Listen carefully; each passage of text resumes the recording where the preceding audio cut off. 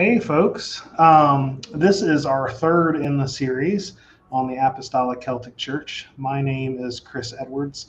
I'm a priest and a bishop in the Apostolic Celtic Church. And as we've been doing these conversations, it's just a way for us to kind of hear from Bishop Ron, who I'll introduce here in a second, and have him share a little bit of the history with us and the theology, and just help us to get to know, like, what does it mean to be a Celtic church?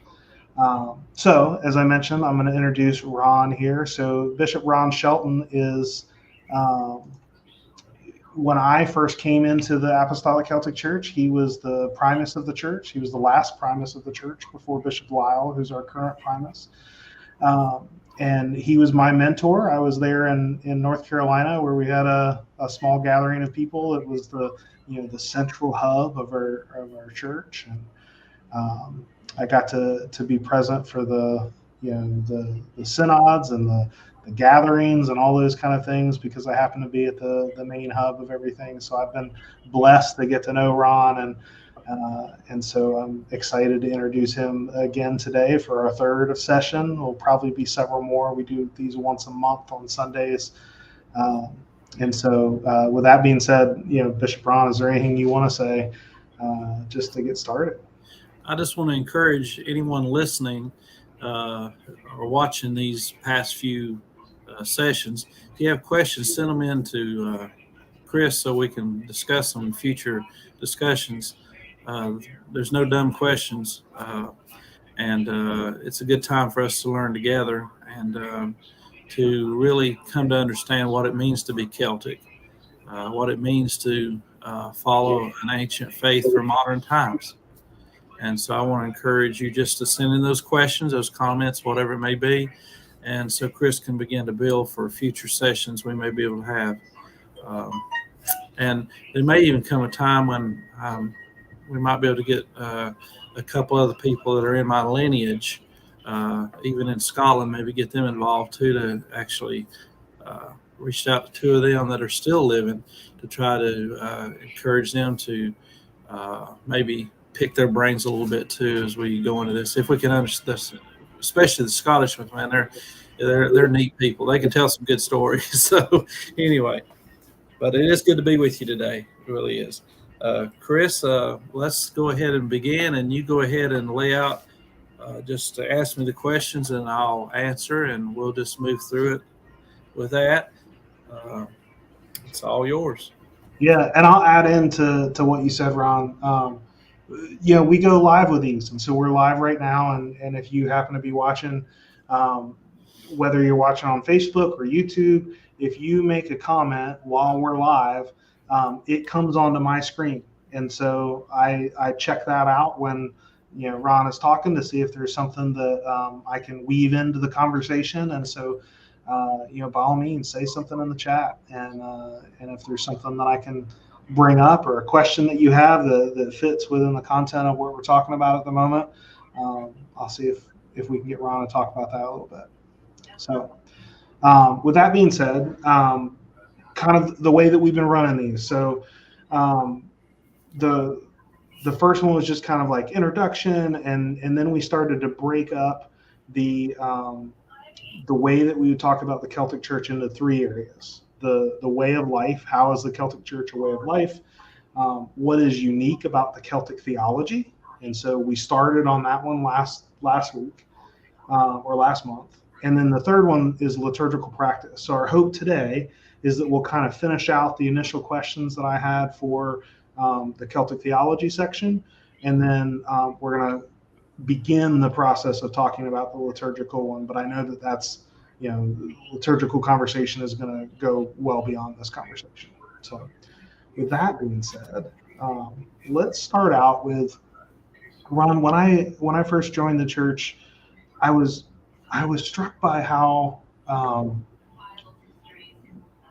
there are so many churches that I would walk into that seemed like they were real focused on sin.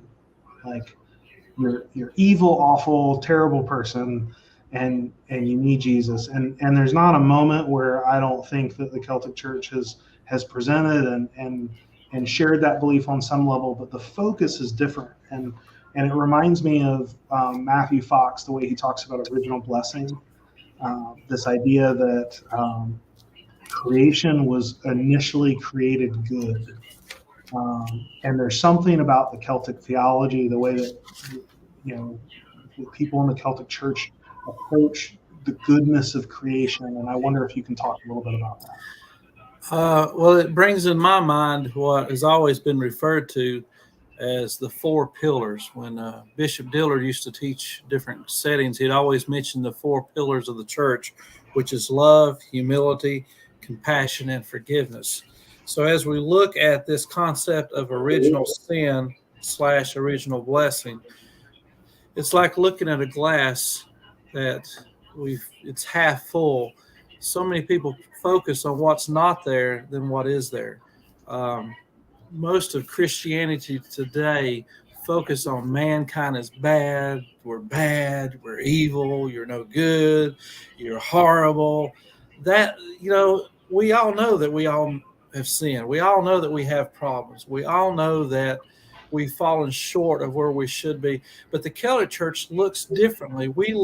It's like a painter painting a picture. Very beautiful, let's say, a forest scene. And there used to be a guy on PBS channel, I can't remember what his name was now. He'd always said, let us put a little tree over here. Let us put a little mountain over here. And he just painted this beautiful picture. And you could see, let's go to a museum, a gallery, and let's look at paintings. You see within every painting, the artist himself or herself has put things into it.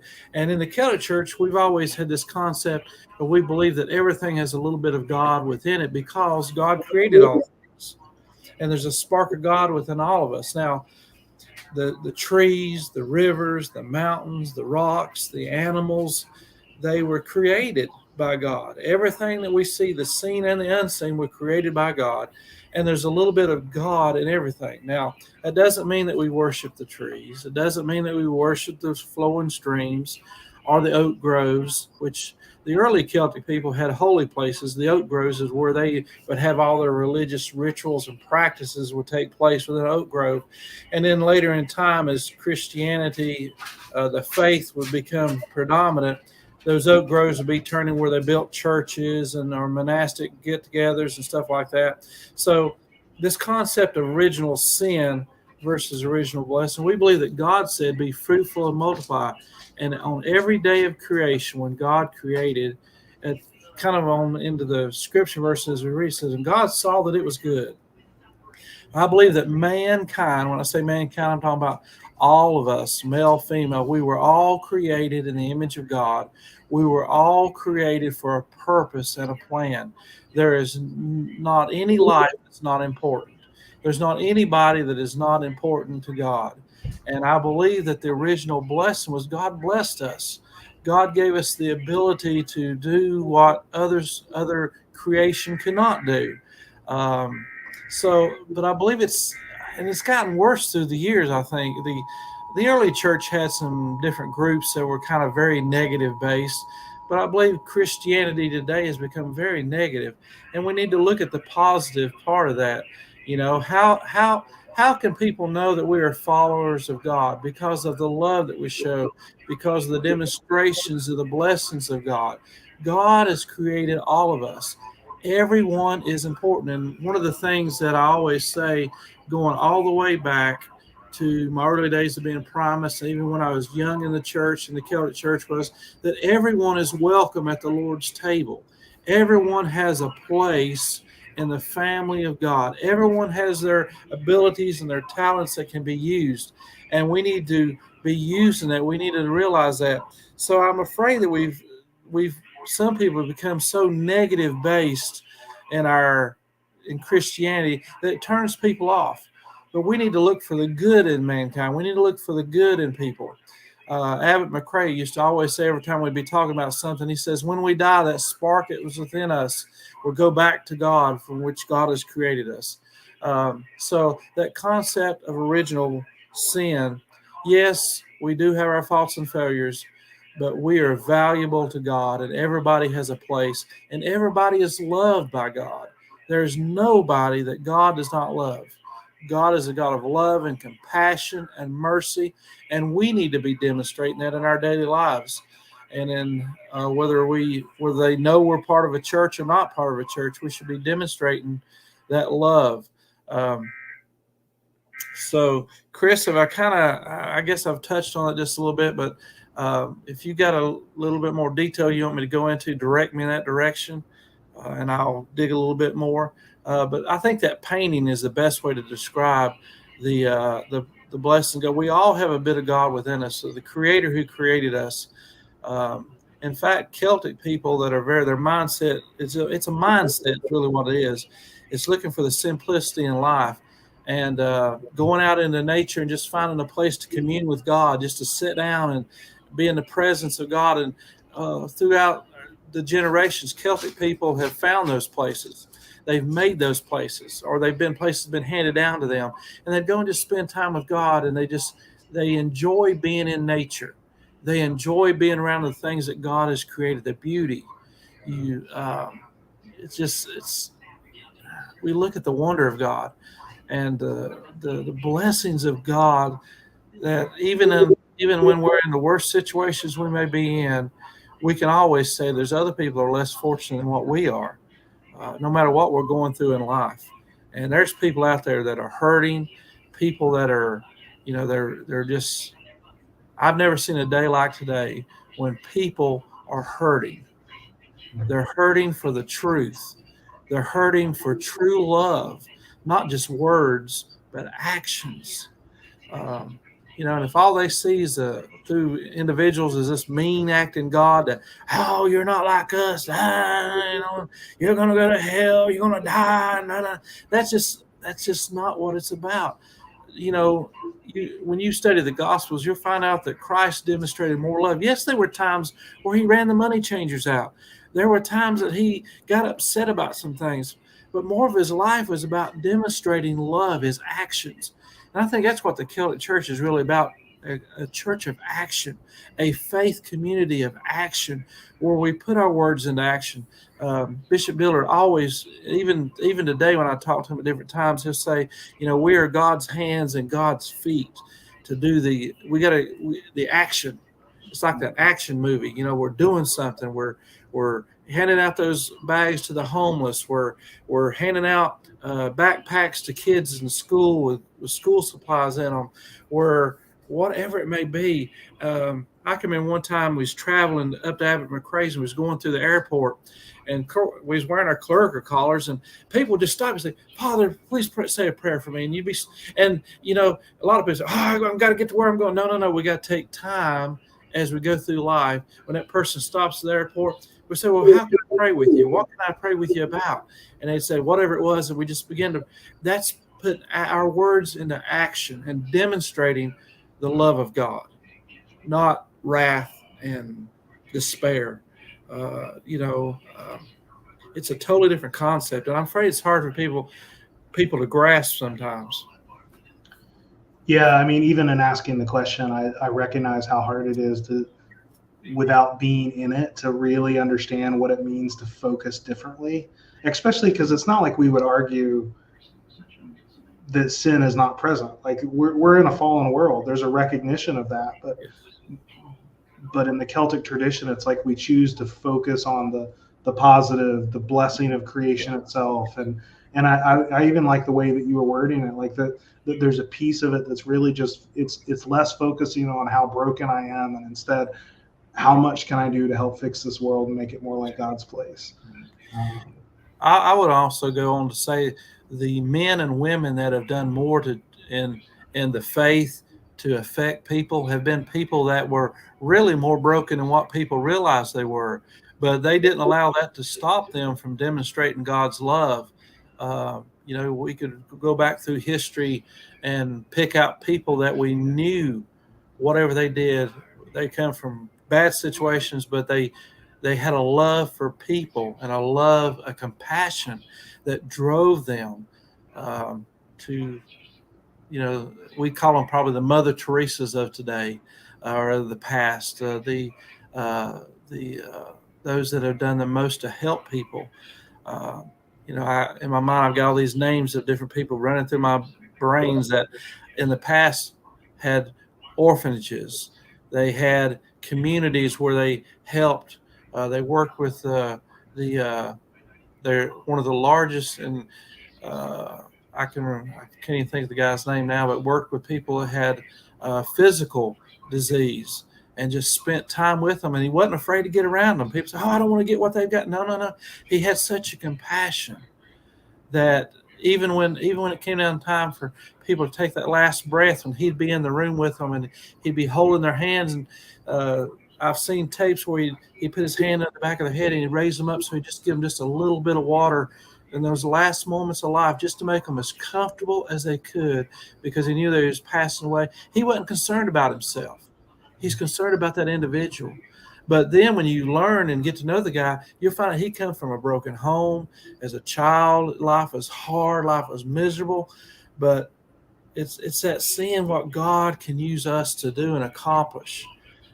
There's nobody that God can't use to help somebody. And I to me, that's the greatest joy of being in the Celtic Church and being a bishop, is being able to help people, being able to encourage people, to get them out there, because people are gifted, and sometimes you just got to push them a little bit, and so they won't be afraid to get out there to demonstrate that love. We're his hands and his feet, as Bishop Diller says.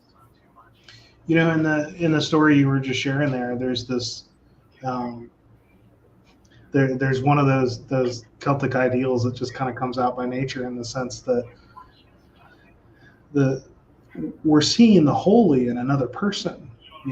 So for me, in my case, I realized at some point that my ministry, my calling, my charism is in the ministry of spiritual direction. And so it's this one-on-one counseling with people.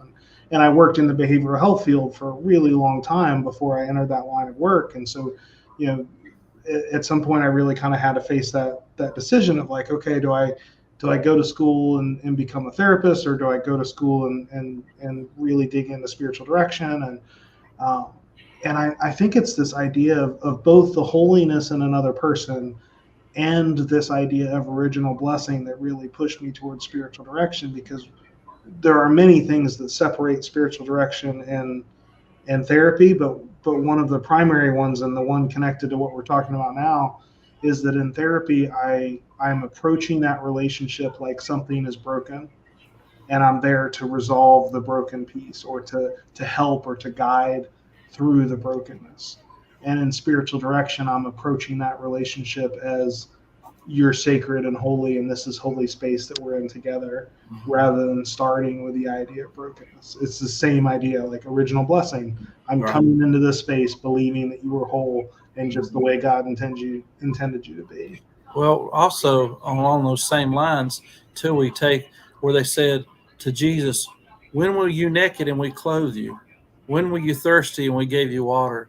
And the response that Jesus gave is really like a thunderclap. I mean, a loud thunderclap, is, "When you've done it unto the least of these, my brethren." That there means more than anything else. When we see God in others, when we see God in his creation, when we see God in our pets, when we see God in the trees and the areas where we go to sit, when we see, it's just a reflection of what God is. And I wonder, a lot of people, I'm afraid a lot of people don't take time just to sit and think about that. I can't stand, one of the things I can't stand to watch on TV is these shows talking about animals, dogs and cats being mistreated and stuff. That just tears me up. And I want to yank them people out of their houses. I want to whoop somebody, because that's no way you treat God's creation.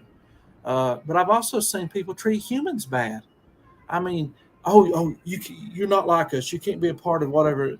No. We've got to see, the Old Testament, I think it is, talks about how we may have entertained angels unaware.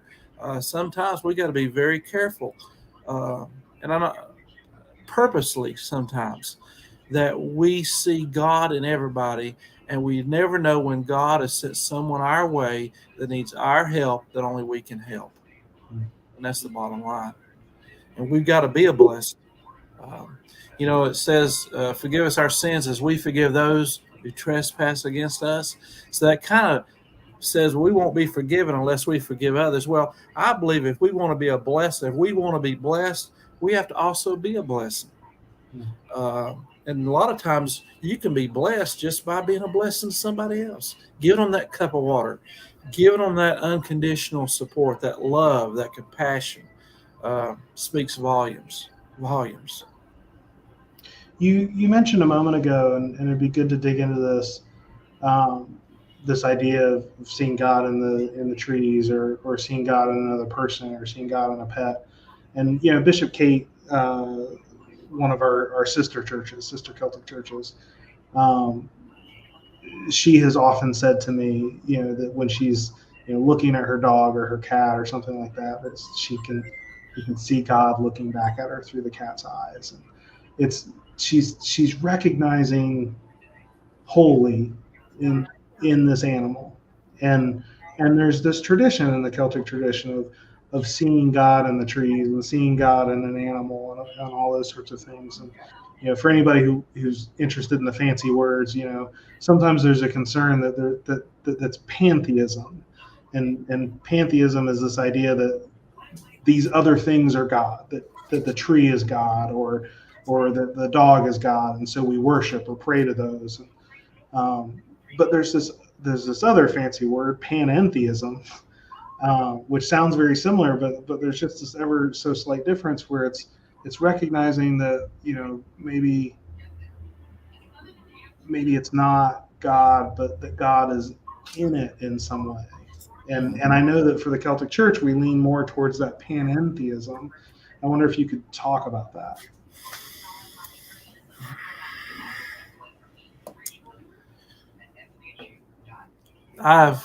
A lot of the teachings that I sit under in the Celtic Church, when I first came into the Celtic Church, were very new to me. And I came from a very evangelical background. And as I began to sit and listen to these stories that were being told, the stories were telling a story within a story within a story to get in my mind that I would understand what they were being about. We see God in everything that we see. The universe, the all the way down. I love the fall of the year to get out and just walk around, see the changing of the colors of the leaves, just the beauty of the fall time of the year. I also love springtime of the year too. But just to be able to be out in nature and see the Creator. I often say, how can we say we love the Creator, who is God, when we don't take care of His creation? If we truly love God, we're not going to destroy, damage, kill His creation. We're going to try to take care of it, to allow it to reach its full potential. So when we say that we love God, that means we're going to love our fellow humans, our neighbors. Who is my neighbor, Lord? That's kind of a sarcastic thing. Who is my neighbor? Well, the neighbor is anybody you come in contact with. Who are those that I'm supposed to be helping? Anybody that crosses your path is an opportunity for you to help. Who are those that are hurting? Well, the whole world's hurting. Everybody's hurting. There's not a person alive right now that doesn't have some hurt and pain within them, that things that have happened to them. And they cross our paths every day, and we have opportunities for the small things. We don't need to sit down and psychologically analyze everything about their life. We just need to give them encouragement when we see encouragement's needed. There are times when that word we say, when we see somebody and we say, I hope you're having a good day, I want to encourage you today. That little bit is a lot to some people. But so God sends people our way, but seeing the spark of God within us, it's kind of like sitting out in the evening at a campfire and seeing the sparks as they're sparking off and the fire's burning and these sparks are flying back up into heaven. That's kind of the way I picture in my mind of that we are all contain a spark of God within us. And we've got to fan that flame. We've got to encourage it. We got to build that fire that is within us so that we can therefore reach out and help others to fan the flame, to keep that spark within them burning. And then when it comes down time, we're all going to pass from this life to the next. And it comes that time when that spark is within us, we'll return to God who has created it. And I say it time and time again, and it's not just saying it, but how can we love the Creator and not love His creation? Have you ever seen a painting that just so spoke to you that, man, you just fell in love with it, or a picture you've seen, and you see the beauty, the creation of God within that picture or within that painting, and you say to yourself, man, how much of a blessing God has been to us to allow us to see this and to enjoy this and to be able to be a part of whatever we're doing at that particular time in our lives. So it is very important that we see that the Creator has put a little bit of Himself in everything He's created. I hope that helped a little bit there. I still kind of feel like I'm running a little bit of a rabbit, but I just want to come back around that and say that it's like mine and your relationship, Chris. I've done my best through the years that I've known you to encourage you to do everything you could do. You know, you are gifted. You're gifted, and when I come across somebody gifted that I see can do more than I can, it just fuels my fire to try to light you on fire so that you'll go out, because I know that you're going to be able to do more than what I could do. And there's still more, and you're seeing that even now in your own life, how God is going to use you to do more than those that have encouraged you to do more. So it's seeing the goodness of God in everything. Everything has a value in this day and time. And they just, I watch the hummingbirds out on my front porch as they come to, to get some of the nectar out of the little thing we put out, the little sugar water we put out there. The beauty of God's creation, the beauty of mankind, the ability to not just show compassion. There's some people that cannot show compassion because of things that have happened in their life. It's just seeing God evident in people's lives. It's a God thing. I guess that's what they said. They said the best way you explain it, it's a God thing. You just see God in people.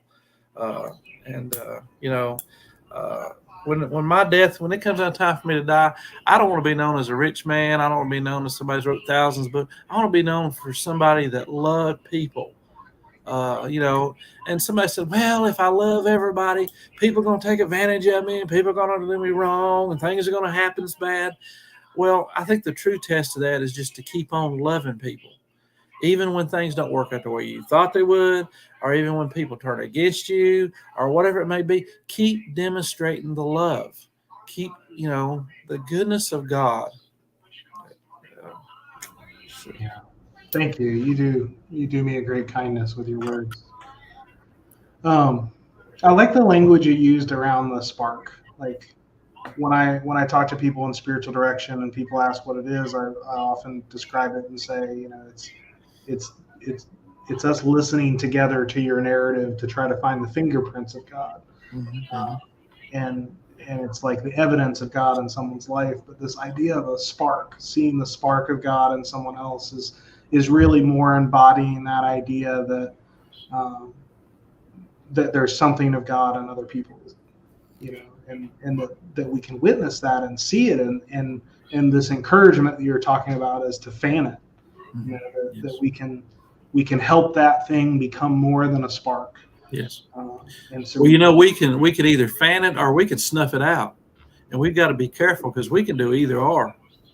And sometimes during our weakest moments, when that frail humanity that we are comes out, that we have to be very careful because we can hurt people without even meaning to. I'm not just talking about willingly doing it, but I'm talking about just without even realizing it when we hurt people. And people don't forget. We could spend the rest of our life trying to reconnect with people that we've inadvertently, and at the time we didn't even think about it. It wasn't nothing to us. It just happened and we went on with life, and we never realized how we almost put that flame out or that spark out. But we need to be fanning that flame, encouraging that spiritual direction, as you are involved with a lot, and just encouraging people to listen to, the beloved disciple was always leaning on the chest of the Lord. And it's almost like a small animal when it's born. They love to hear their mother's heartbeat. And if you and we have been blessed if we will listen for the heartbeat of God. The heartbeat of God.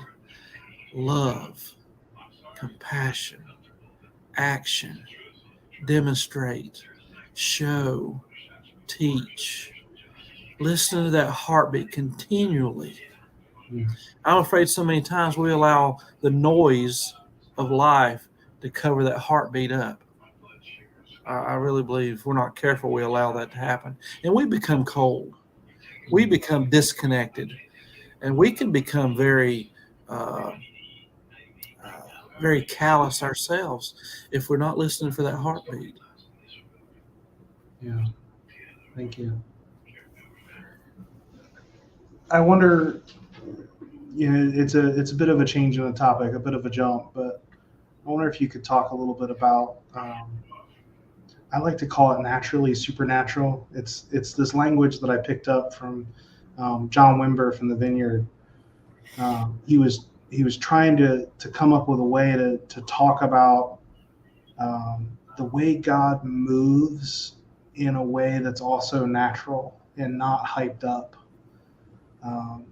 And when I encountered the Celtic Church, I found that space again. And it's one of the few places where I've found that space where there's this belief that God moves, but that it's also done in a natural, non-hyped up way. I'm afraid that in our day and time we're living in today, there's a lot of fake spiritualness going on. There is a lot of, not necessarily fakeness, but shallowness to spirituality. I'm afraid that we have become so skeptical to that all natural moving of God. When God moves in the natural, but it's supernatural in the way he moves in our lives. How God will bring people across our paths that we either need to receive from them or that we can give to them.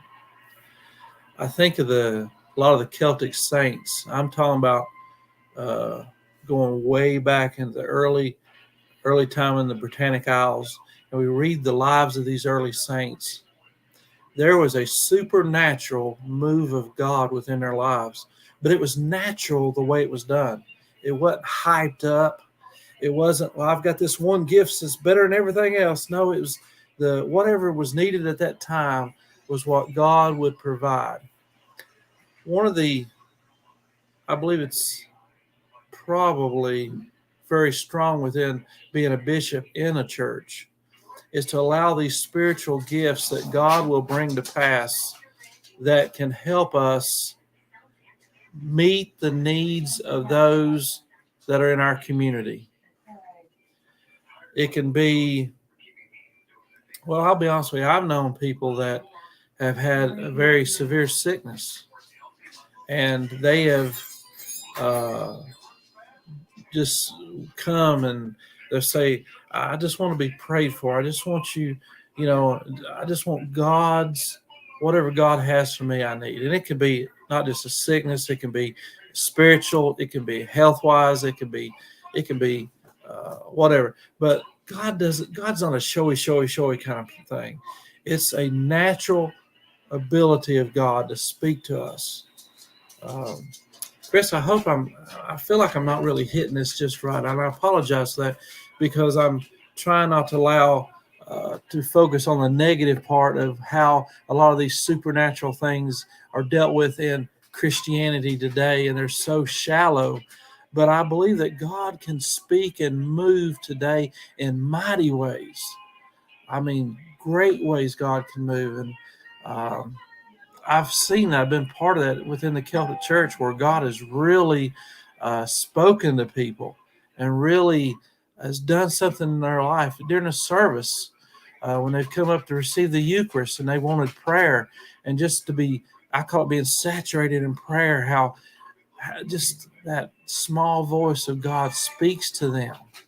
And I don't know how else to put it, Chris. It just, I don't think God's flashy.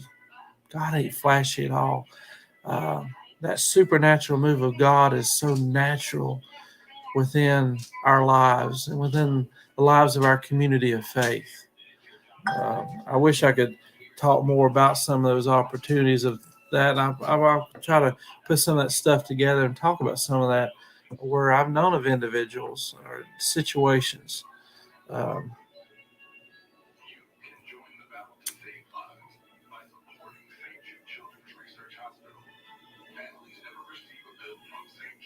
Chris, I probably chased that rabbit right out of the ballpark.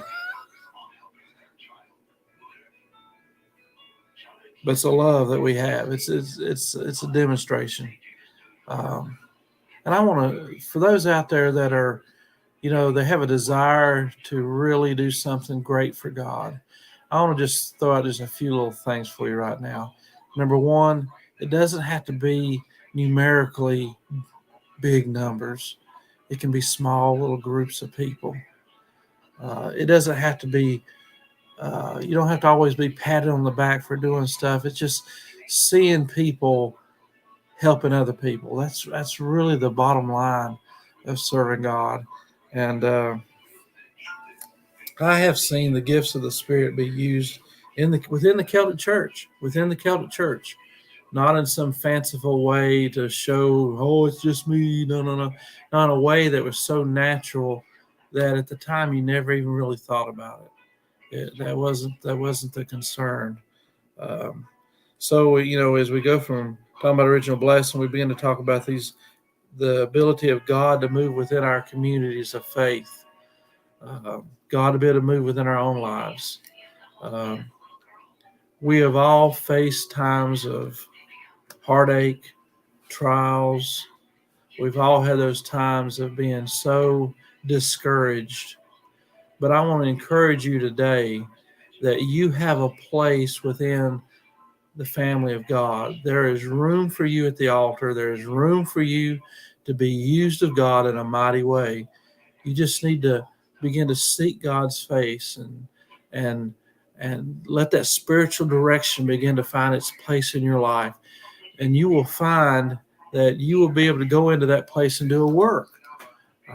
That's really what the Celtic Church is all about. It's about helping others to step out by faith and to do what God has called them to do. In 100 years from now, will anybody really remember us? Maybe, possibly not. But things that we have done have helped others. I think that's really important. And Chris, I really chased that rabbit all over the field. I never did catch the rabbit, but I sure did chase him real good. But I'm gonna have to go back and listen. I didn't get to hear any of it. Sorry for anybody watching. I had a power outage that was a short blip, so luckily I was able to get back in. But I thought, oh my goodness, Chris is going away, and I've got to keep. Oh no! But that supernatural ability done in a natural way. Yeah. You can't say nothing else about it. And it doesn't bring glory to a person. Always remember that. It doesn't. It brings it's and we all know when it's real. Let's just be honest with it. We watch some of them people on TV and you go, but we know and people know when it's real. It's not about us. It's not about us.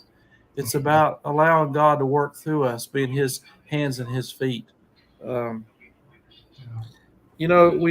earlier on the word creeds come up. Do you have another question for me to come off of that one, or that's exactly where I was going next? The creeds. I'm afraid that the history of the creeds is, after a certain point, it became to exclude people, not to include them. The Celtic Church has really strongly held on to what many refer to as the Apostles' Creed. One of the earlier creeds that was kind of around. I'm afraid, true light from light, God from God, the creeds have been used to as a statement of our faith. We believe. This is what we believe. Um, but I'm afraid just the words is not sufficient. Our actions speak louder than our words. Whatever creed you say you follow, your actions need to live up to that creed. What do we believe? We could spend hours talking about what we believe. That's really what the creeds are. They're just a statement. Some churches would call them a statement of faith, words to live by. Different groups would have different words for them. But the creeds have been used to put words that show or tell what we believe. But I'm afraid a lot of times our actions speak louder than our words.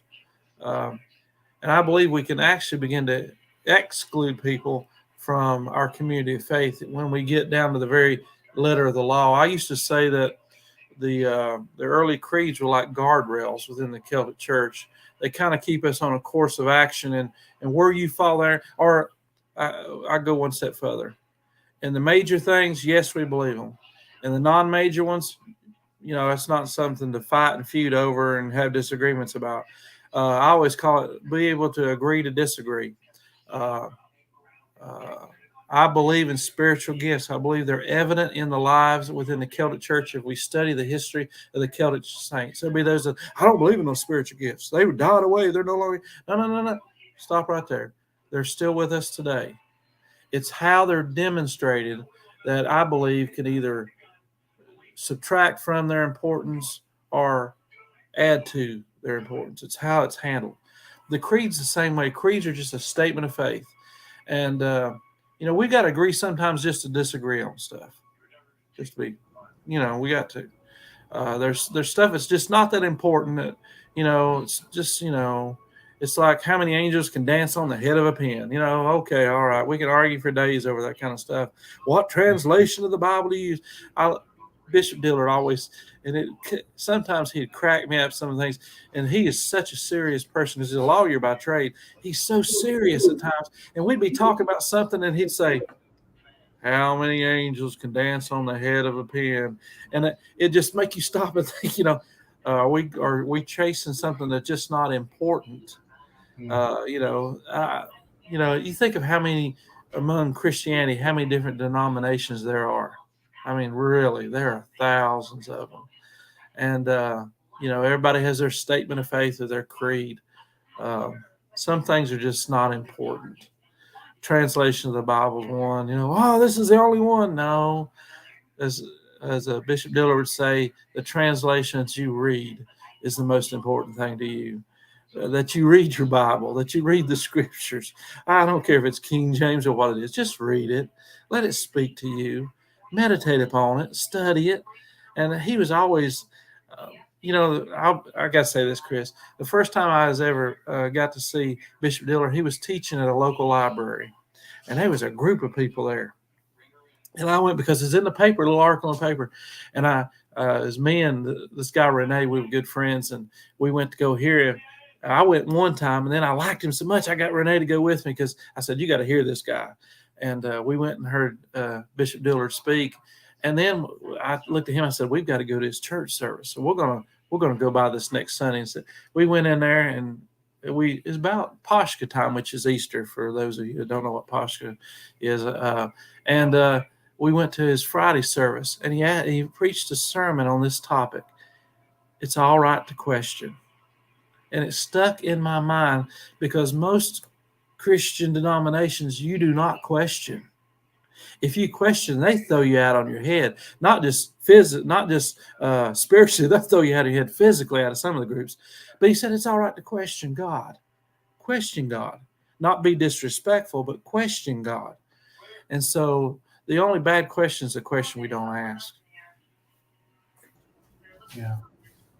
We had a question the other day on the website, and it was about this, this idea of the creed. I think on Facebook and on the website we use this language that we're, a pre-Nicene church. What does that mean to you, to be a Nicene church? We get back to the simplicity of the gospel, being simple. we have put so much, I call them book of orders. You know what I'm talking about? All churches have their book. Some of them are thick. Some of them like 12 volumes of the things that we're not going to do that we do not believe in. I don't know what they believe in, to be honest with you. But all this has been put together. And I believe we have restricted God so much that God has a hard time functioning in a lot of denominations. We've put him in a box. We've put a box around the Lord's table, and we're not going to allow nobody to approach it unless we think they're worthy to approach it. You ever seen that kind of concept? And that's a wrong concept. I would hate to be the person that keeps somebody from approaching God. That's the most fearful and dangerous thing that an individual can do, is to exclude somebody and keep them from being able to approach the altar of God. All are welcome at the Lord's table. Pre-Nicene means simplicity. We can have so many rules and regulations and have volumes that our group follows, but it's being simple about it, just being honest about it, that it's about a love for God. And if we love God, our brothers and sisters that are around us, we're going to love them. And how you can tell if we have a relationship with God is we have a relationship with those around us. And that comes into part with the humility, the forgiveness. We've got to be able to forgive others, but we've also got to be able to forgive ourselves. And, in talking to really helping people and working with people in spiritual direction and some of the other settings that you've been involved with, that a lot of times that personal forgiveness, I've done wrong, God. I've got to forgive myself so that I can help others. But also being able to forgive others. That humility of realizing, yes, we are human. We have our faults and failures, but allowing that spark of God within us, that love that was within us, that compassion that was within us to be demonstrating to other people, it speaks volumes more than anything else. So I'm talking about just a more simpler time of the early church. And when I went to Bible college, I was told that, nobody knows what the early church was like. That's what I was told in Bible college. And looking back on it, I laugh now, but I'd probably gotten mad if I knew I could, because all these writings are available that we can read now, that we know what the early church was like. It's the early church fathers. We see their writings. Now, some of them went out on limbs and chased rabbits too, but we can see a demonstration of how the churches were at that time, or that particular time period. So it's the simplicity of it is what I'm talking about, pre-Nicene. The diversity of many rules and regulations. Rules and regulations, yes, they're important at times, yes, but we can overcomplicate things. Well, you can't pastor a church unless you have a doctorate of divinity. Who said so? Mm-hmm. I'll read that in the Gospels. The apostles were the disciples who spent time with Jesus. When they got Matthias on there, they looked for somebody that had actually been acquainted with Jesus and knew what he taught. And if you really study and look back at the even among some of the evangelical groups, you can follow their ordination back through people who influenced them and who influenced that person and who influenced that person. You can follow it pretty far back if you really took time. Billy Graham, who's probably one of the greatest evangelists that has lived outside of the Apostle Paul. I'm just saying, I'm kind of going out a little limb here. But Mordecai Ham was the reason that he dedicated his life to God. And Mordecai Ham came to the Charlotte area, Charlotte, North Carolina, and preached, and he went to go hear him. And it influenced him. So you never know who's going to influence somebody to do something great for God. So, yeah.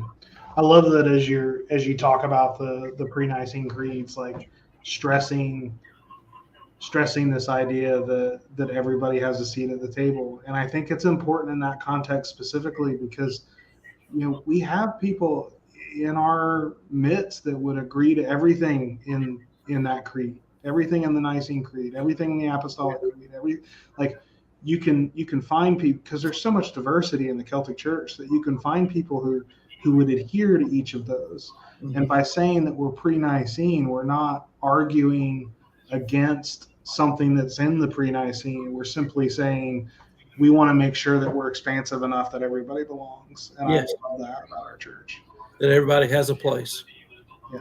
And everybody does have a place, regardless of your race, your color, your ethnic background, your economical situation, your all these. I mean, we go through a list of things, but everybody has a place at the table of God. And as I was saying earlier, I would hate to be the person that keeps somebody from being able to come to the altar. To me, that's more fearful in my own life than anything else, is that I would hinder somebody from coming to God's table. That's just, just. So we hit through all of the theological topics. I took more of your time to do that than I anticipated, and so maybe I didn't give you enough time for your intro on the liturgical stuff. Do you want to go into the intro that you prepared, or do you want me to start with one of the two questions and then you'll hit the intro next time we chat? You got any questions you want to throw out to me that's kind of sticking in your head right now? From the stuff we talked about, rather than going into anything that we've talked about, or even in the past sessions, or in this session, or maybe something that doesn't have to do with liturgical, that might be something that as you've thought about during this time period? I have such the privilege to be able to be the person asking these questions that I don't have many that I don't get to ask either here or when we're having our pre-conversation. So no, I'm not sure that I do. I want to say this. I'm going to kind of go out on a little bit of a limb right now. I want to encourage that in our own lives, in our families, our work relationships, that we take time to listen to what other people have to say. So many times we say, well, I've talked to that person. No, you're not talking the way you should be. You're talking to them, which is different. Politically wise, economically wise, in America today, we're in trouble as a people. And it breaks my heart when people, instead of simply sitting down and discussing a situation where we may not agree, but we can't sit down and talk about it. We've got to call names. We've got to hurl insults. We've got to talk about their families. We've got to talk about their ethnic group. We've got to talk about their financial group. Or they come from the bad side of town. Instead of listening and talking with people, we're talking at people. It's either us or them. That I want to encourage people, whether it be in your family, whether it be in your work that you come in contact with, that you truly listen to what people have to say. Now, we may, at the end of the day, we may not agree totally, but I believe we have more in common than what we know.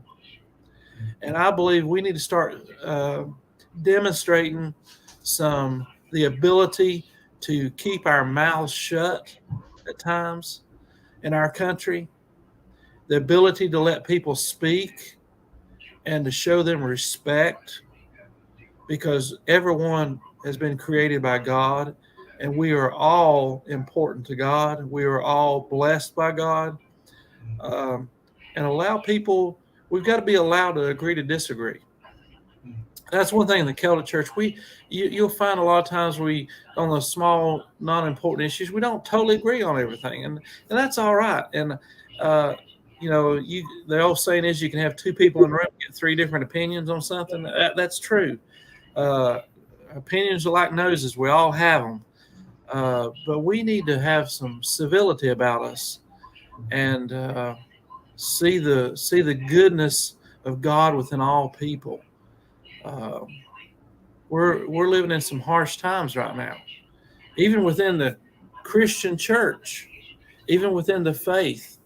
I've heard people say things and I go, man, be hateful and mean and mean-spirited. Listen to me. How am I going to put this? I love the faith. I believe in the faith. I wouldn't be a part of it. if I didn't. But folks, we don't need to hook up with the devil to think we're going to get something accomplished.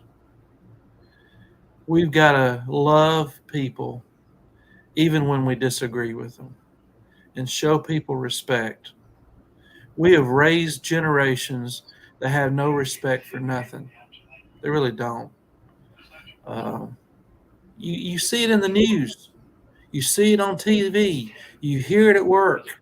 You even hear it in some of these communities of faith. Folks, I want to encourage you. Listen to what other people have to say. Think about it. Demonstrate love and compassion. It's been on my mind now for a couple of weeks. Some things have been just pushing me in my mind to, love people. People need to be loved.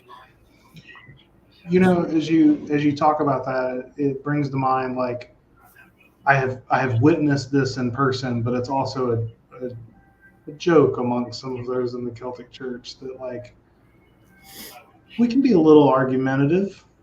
There's a history of maybe a bishop here or there beating somebody with their crozier. I've heard a few of those tales. And so, like, you talk about the respect, right? And you would almost think that vehement disagreement is disrespectful. But I've heard you tell some stories that help elaborate why that's not disrespectful. Yeah. And maybe I'm pitching too vague of a ball in your direction, but I wonder if you might run with it. And if not, I can give you some better hints of what I have in mind. Let me say this. There's some things that you have to take a stand for, but you do it with love. Yes, there have been some synods, I'm talking about in the Celtic Church history, that have been very cantankerous,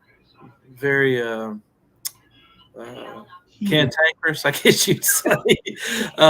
Yes, there have been times when bishops would get in such an argument, and that shows the humanity. I think we have to choose wisely when we make that stand. And if you got anything in a detail you want me to go into, I can. I got so much running through my brain. I remember one synod back in the we're going way back, where one bishop did beat another bishop with his crozier. Okay, I mean, about beat the guy to death, literally about beat him to death. Other bishops had to get him off of him because there was such a strong belief on both sides of the topic that was being discussed. And a lot of times, go ahead if you got a particular question or direction you want to guide me in, because I don't want to dwell on that too much. Yeah, I mean, well, the beating one that you were just talking about is not a good example of this necessarily, but one of the ways that I have seen you do it and watched it is, like, you and David Galbraith, Bishop David, you would go at it. Had some heated disagreements, and like less than 2 seconds after the last shout, one of you's like, "Let's go to Denny's." Well, we'll just have the most civil meal with the rest of us after that argument. And I think that was a key piece that I was looking at, is that there is there's a difference between respectful disagreement. Like, respectful disagreement can happen. So when you talk about being respectful, I guess one of the things I wanted to point out is that doesn't mean that we just go along to get along, which is a temptation in the society now.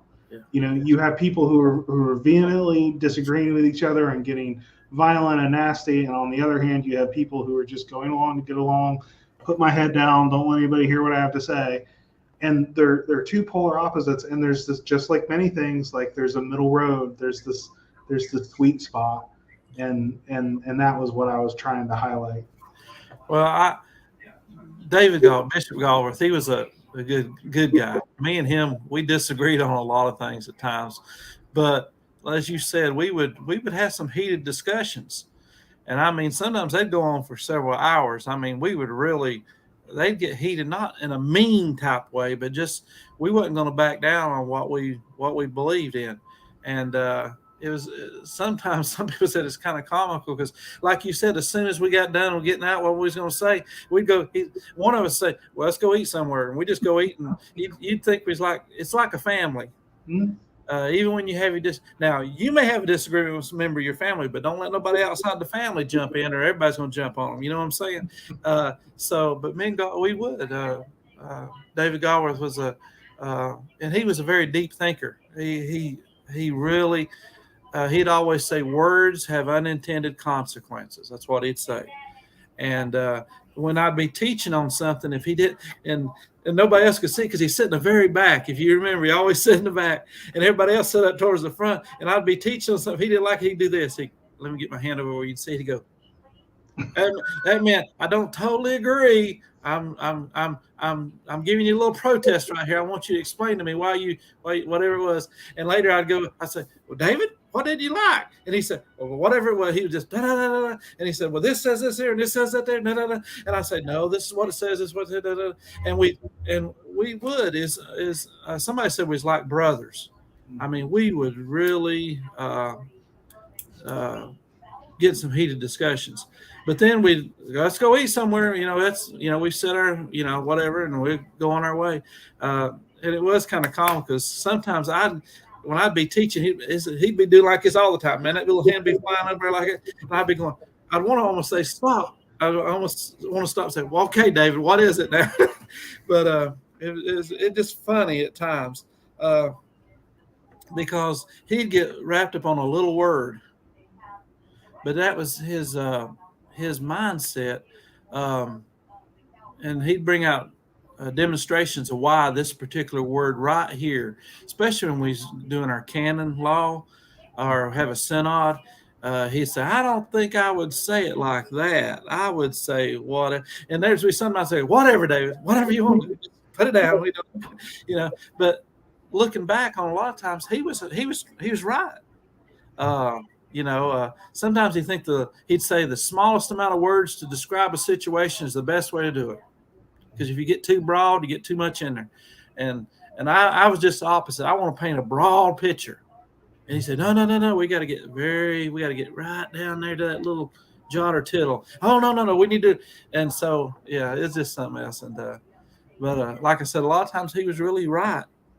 He was really right. Now, I wasn't about to give in to him at times.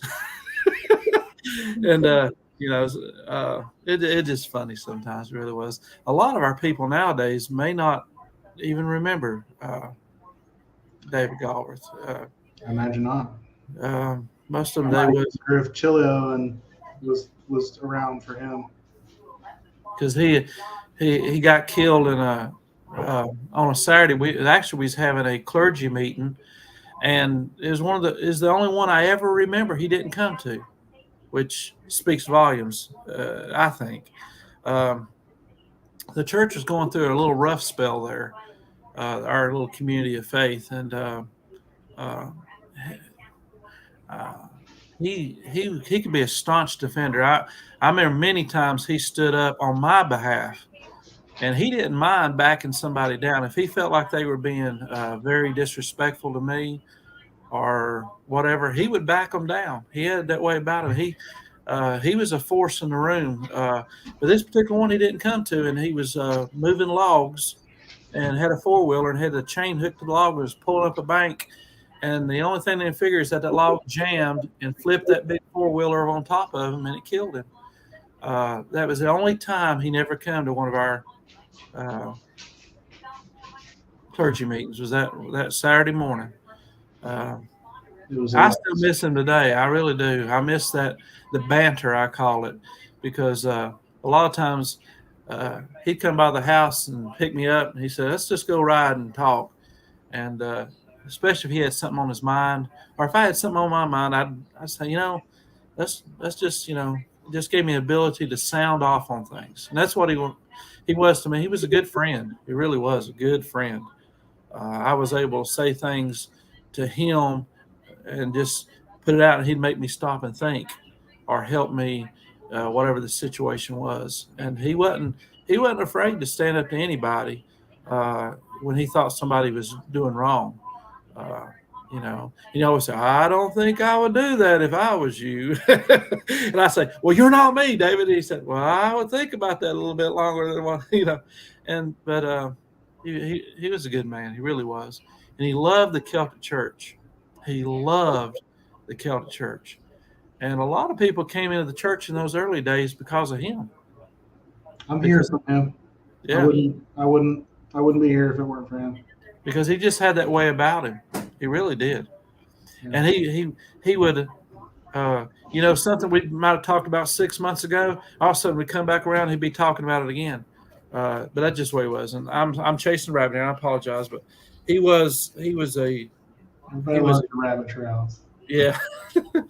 But we are out of time though. We're a few minutes over, so I do have to close it out. Thank you for sharing. Appreciate your time today.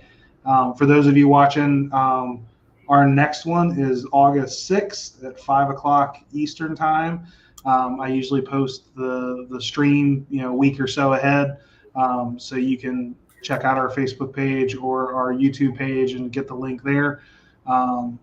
But other than that, thanks for joining in. I see that Ellis has been with us and has been watching and has commented. Hey, Ellis. And she also says that she loves your rabbit trail. So, but yeah, thank y'all for watching. God bless.